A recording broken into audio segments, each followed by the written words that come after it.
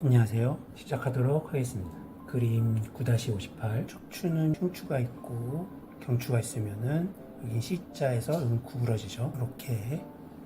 근데 이제 무게 중심이 어떻게 들어가냐면 경추 망곡의 뒤쪽으로 들어가고 흉추 망곡의 앞쪽으로 들어가요. 그럼 경추는 자연적으로 신전하도록 힘을 받고요.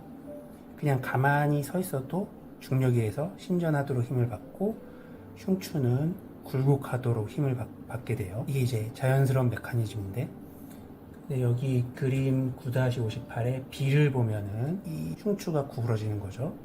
그러면 그 무게중심이 앞으로 이렇게 들어가게 됩니다. 그러면 경추에서 신전의 힘을 받아야 되는데 이 무게중심 때문에 굴곡의 힘을 받아요. 그래서 결국은 경추는 이제 굴곡하는 힘으로 받고 흉추에서도 굴곡하는 힘으로 받죠. 이제 그림 C는 여기서 더 구부리면 무게중심이 앞으로 더 나가는데 대신 경추가 거북목이 돼서 앞으로 많이 빠져나와요.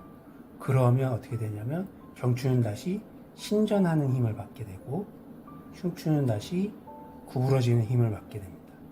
그림을 이제 설명을 해준 거고요. 여기 박스가 있는데 이 박스는 아까 말했듯이 이렇게 돼 있죠.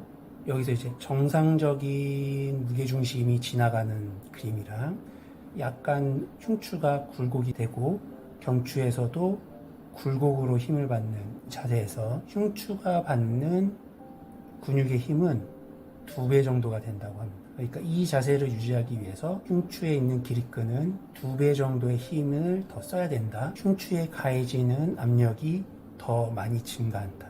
이렇게 되겠죠. 그 얘기를 하는 거고, 그 다음에 그림 9-59 이제 측만증에 대해서 얘기를 하는 건데, 측만증은 기능적 측만증이 있고 구조적 측만증이 있어요. 쉽게 얘기하자면 구조적 측만증은 뼈 모양이 변해서 일어나는 측만증이다.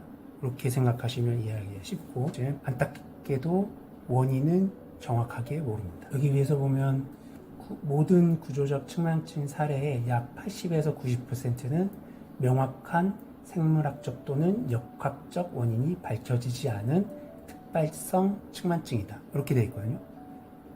여기 역학적 원인이라는 뜻은 우리가 흔히 생각하는 삐뚤어진 자세로 인해서 측만증이 발생한다고 생각하잖아요. 삐뚤어진 자세에 의해서 발생하는 측만증은 기능적 측만증이고 구조적 측만증이랑은 연관이 없다. 이렇게 생각하시면 돼요. 실제적으로 구조적 측만증은 뼈 모양이 변해서 생기기 때문에 운동이나 이런 것으로 해가지고 조금은 도움이 될 수 있지만 우리가 흔히 말하는 치료가 됐다는 영역까지는 갈 수가 없습니다. 구조적 측만증은 굉장히 심해요. 그리고 우리가 흔히 볼 수 없는 사례들입니다. 기능적 측만증이 구조적 측만증보다 훨씬 많고 구조적 측만증은 심하고 우리가 흔히 보지 못한다. 저도 임상에서 구조적 측만증을 본 경우는 그리 많지 않습니다. 그리고 정말 봤던 사람들이 굉장히 심한 경우로 들어가요. 그 다음에 구조적 측만증이 일어나는 또 다른 원인 하나가 퇴행적 뼈 모양이 변하거든요. 조금씩 디스크가 퇴화하면서 뼈가 이렇게 짓누르면 그쪽 부분이 점점 마봉화되면서 뼈 모양이 이렇게 찌그러지거나 변하거든요.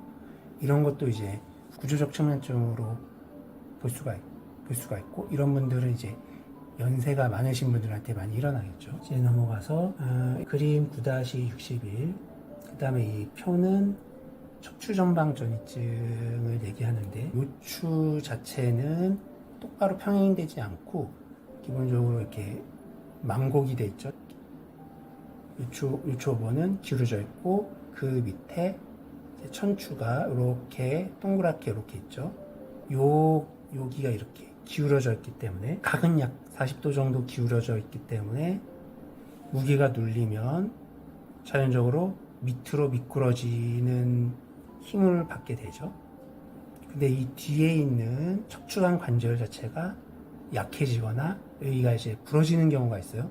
그럴 경우에는 잡지 못하고 앞으로 이렇게 빠져나갑니다. 이걸 척추 전방 전이증이라고 하죠. 이것도 마찬가지로 선천적인 분이 있고 후천적인 분이 계신데, 선천적인 분은 거의 다 남자분이었던 것 같아요.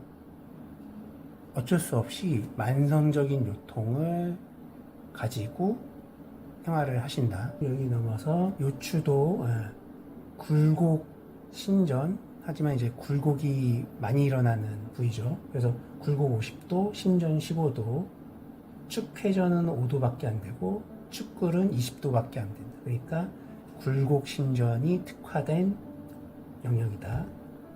이렇게 보시면 되고요. 그 다음에 이 표 9-64는 요추가 굴곡했을 때 뒤에 있는 조직들이 이제 저항을 주겠죠. 그래서 어느 조직이 제일 크게 저항을 하냐 하면은 골단 관절의 관절낭 가장 많은 저항을 줍니다. 여기가 어디냐면 추간강 관절에 있는 여기 관절 주위의 조직이 가장 많은 저항을 준다 라고 보시면 되고요. 그 다음에 여기 보시면은 추간판이죠. 그 다음에 극산인대와 극간인대인데, 굴곡했을 때 이 굴곡을 받쳐주는 뒤에서 저항해주는 조직이 여기 보면은 추간간 관절, 그 다음이 디스크입니다. 그 다음에 이제 극상인대로 들어가거든요.